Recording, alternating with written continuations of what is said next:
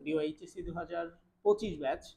So তোমাদের কিছুদিন পর ইসলামের ইতিহাস ও সংস্কৃতি প্রথম পত্রের ওপর পরীক্ষা, অথবা তোমরা যারা 26 ব্যাচে পরীক্ষা দিবা, এরপর যারা 27-এ পরীক্ষা দিবা, সবার জন্য আজকের এই ক্লাসটা ইম্পর্টেন্ট। বিশেষ করে যারা 25-এ পরীক্ষা দিবা তাদের জন্য বেশি ইম্পর্টেন্ট, কারণ তোমাদের এবছরই পড়তে হবে, এরপরে তার পড়ার প্রয়োজন নেই।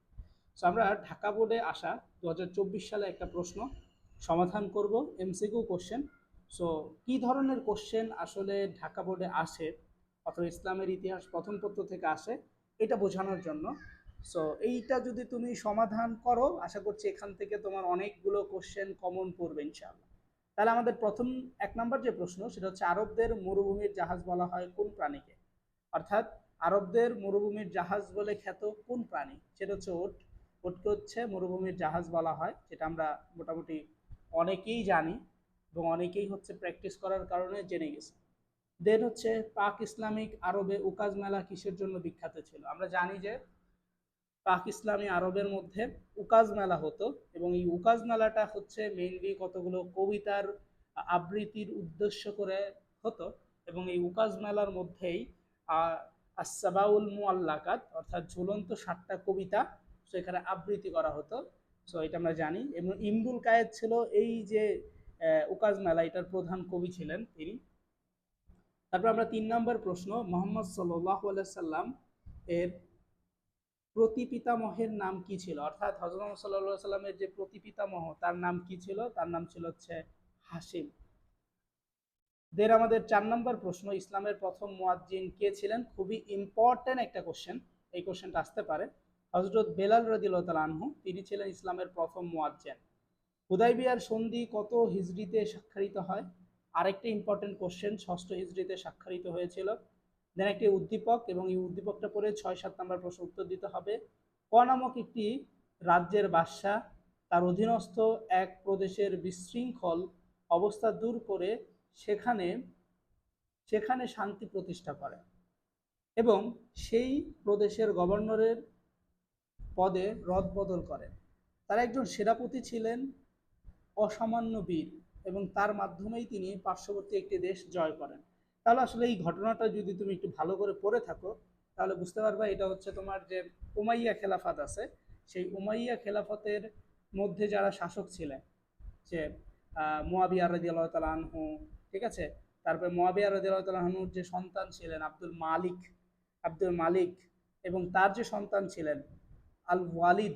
সো ওনারা হচ্ছে কি সবাই শাসন কার্য পরিচালনা করতে, এবং সব থেকে বেশি যিনি রাজ্য জয় করছে স্পেনে, সিন্ধু, বিভিন্ন জায়গায় যে রাজ্যগুলো জয় করছেন, তিনি ছিলেন একজন শ্রেষ্ঠ বীর, তার নাম ছিল আল ওয়ালিদ, ঠিক আছে।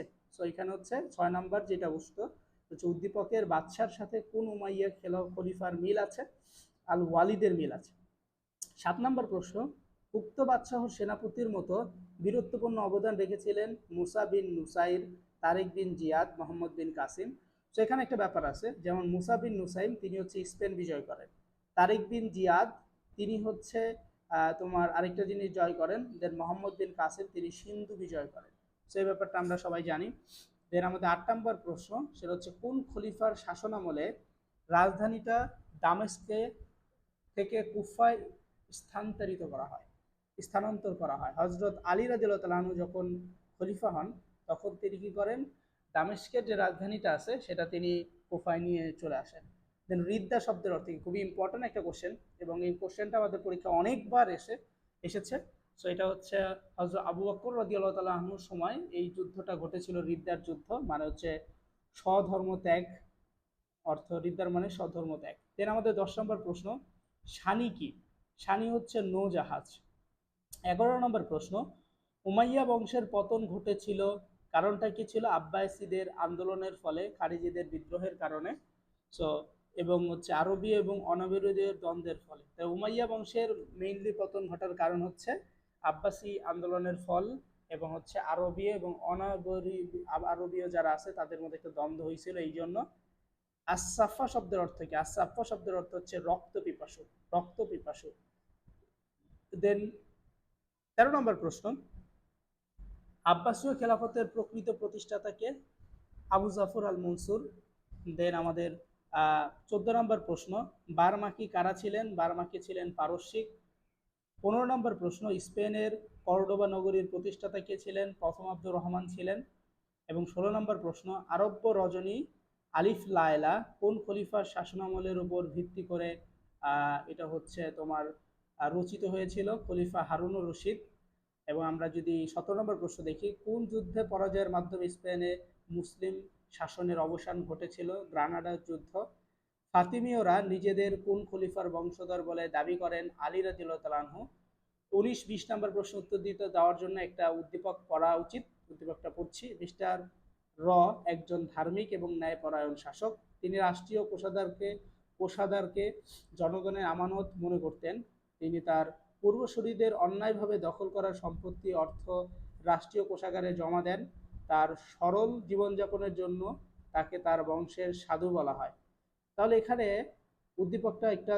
উদ্দীপকে মিস্টার রবিনের সাথে অর্থাৎ মিস্টার রবের সাথে অর্থাৎ রয়ের সাথে কোন উমাইয়া খলিফার সাদৃশ্য আছে? সেটা হচ্ছে ওমর বিন আব্দুল আজিজ, যাকে হচ্ছে ইসলামের পঞ্চম খলিফা বলে অভিহিত করা হয়। দেন 20 নম্বর প্রশ্ন, উক্ত খলিফার গৃহীত পদক্ষেপের ফলে কি হয়? সমাজে শান্তি ফিরে আসে, অনারবরা মুসলমান সম্মান মর্যাদা পায়, রাষ্ট্রীয় আয় বৃদ্ধি পায়। দেন 21 নম্বর প্রশ্ন, বাইতুল হিকমা প্রতিষ্ঠা করেন কে? বাইতুল হিকমা হচ্ছে প্রতিষ্ঠা করা হয়, এটা হচ্ছে জ্ঞান বিজ্ঞানের চর্চা জন্য প্রতিষ্ঠা করা হয়। আব্দুল্লাহ মামুন এটা প্রতিষ্ঠা করেন। ক্রুসেডের সময় মুসলমানদের নেতৃত্বকারী সর্বশ্রেষ্ঠ বীর কে ছিলেন? সালাউদ্দিন আইয়ুবী ছিলেন। 23 নম্বর প্রশ্ন, তৃতীয় ক্রুসেড কাদের মধ্যে সংগঠিত হয়েছিল? এটা হচ্ছে রিচার্ড ও সালাউদ্দিনের মাঝে সংগঠিত হয়েছিল। আল কানুন ফিত তিব গ্রন্থটির রচয়িতা কে? ইবনে সিনা। হযরত ওমর রাদিয়াল্লাহু তাআলা আনহু এর শাসনামলে প্রবর্তিত হয় জিজিরা, খারাজ এবং উসর। কোনটা? তোমরা একটু কমেন্টে জানাবা। সবগুলোই হয়। সিফিনের যুদ্ধ কাদের মধ্যে সংগঠিত হয়? মুয়াবিয়া রাদিয়াল্লাহু তাআলা আনহু এবং আলী রাদিয়াল্লাহু তাআলা আনহুর মধ্যে। আরবের ঈগল বলে পরিচিত কে? আরবের ঈগল বলে প্রথম আব্দুর রহমানকে আরবের ঈগল বলা হয়। সূরা বলতে কি বোঝায়? পরামর্শ পরিষদকে বোঝায়। বদর যুদ্ধে মুসলিম সৈন্য সংখ্যা কত ছিল? 313 জন ছিল। কোন সন্ধিতে অর্থাৎ কোন সন্ধিকে ফাতহুম মুবিনা বা সুস্পষ্ট বিজয় বলে আখ্যায়িত করা হয়? হুদায়বিয়ার সন্ধিকে। খুব ইম্পর্টেন্ট কোশ্চেন ছিল। সো এই প্রশ্নটা হচ্ছে ঢাকা বোর্ড 2024-এ আসা একটা প্রশ্ন সমাধান করলাম। এছাড়া আমাদের সাজেশন শিট আছে। সো এই সাজেশন শিটটা তুমি পড়লে একদিনে তুমি এ প্লাস পাওয়ার একটা প্রস্তুতি গ্রহণ করতে পারবা। সাজেশন শিটের মূল্য মাত্র 70 টাকা। সো এই ভিডিও ডিসক্রিপশনে একটা মোবাইল নাম্বার দেখতে পারবা, হোয়াটসঅ্যাপ, ওখানে যোগাযোগ করে তুমি চাইলে পিডিএফটা কালেক্ট করতে পারো এবং ইসলামের ইতিহাসে তুমি তোমার এ প্লাসটা নিশ্চিত করতে পারো। সো ভালো থাকো, সুস্থ থাকো, দেখা হবে পরবর্তী ভিডিওতে ইনশাআল্লাহ।